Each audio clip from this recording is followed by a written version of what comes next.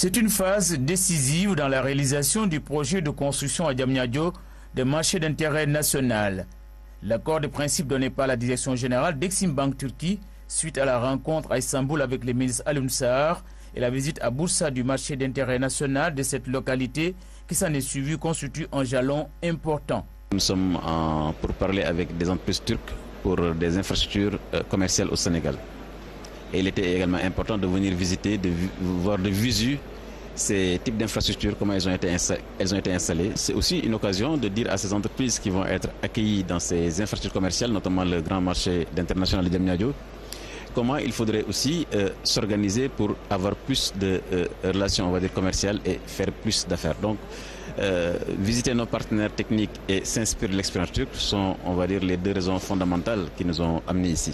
Pour rappel, le gouvernement a choisi Diamniadio dans le cadre d'un accord secteur public-privé comme rampe de lancement pour l'expansion des filières fruits et légumes, volailles et viande. C'est pourquoi le ministre du Commerce est rendu à Izmir, localité située au sud d'Istanbul. Ici, Alioune Sarr a visité l'entreprise Avant-Garde, spécialisée dans la fabrication des machines de haute technologie destinées au séchage des fruits et légumes et aussi et surtout des produits halieutiques. Vous savez que dans l'entrepreneuriat au Sénégal, la pêche est un secteur qui est extrêmement important. Plus de 600 000 acteurs sont concernés.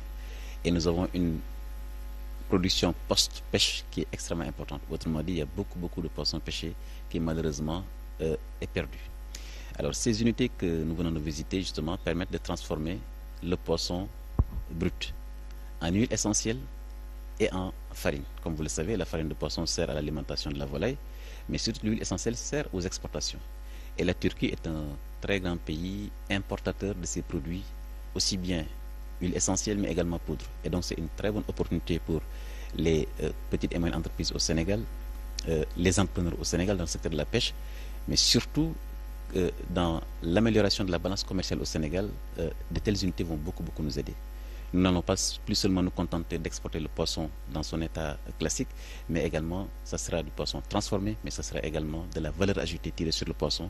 Et ça va naturellement éliminer tout ce qui est production post-pêche au Sénégal. Heureux de cette visite, le chef de l'entreprise a présenté des prototypes de machines de haute technologie qui dit être disposés dans le cadre d'une joint venture à implanter au Sénégal.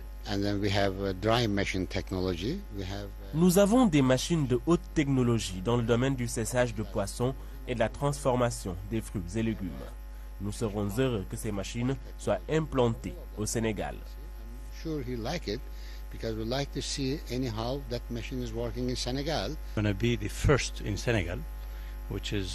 Ce prototype de machine de haute technologie sera le premier au Sénégal. C'est en tout cas l'objectif et le souhait du président Macky Sall. Et ce souhait, nous sommes heureux de pouvoir le réaliser avec cette entreprise, la première au Sénégal. Elle sera implantée à Saly et c'est le président Macky Sall qui devrait l'inaugurer entre janvier et février prochain. Conscient des incidences positives sur la balance commerciale du Sénégal, qui fait face, et c'est un secret de polichinelle, en déficit chronique, le ministre en charge du commerce en appelle à l'esprit d'entreprise des Sénégalais pour conquérir les marchés turcs. Quand on sait la place qu'occupent les fruits et légumes, les ressources halieutiques et l'engrais dans le développement du secteur primaire, on comprend la nature des enjeux.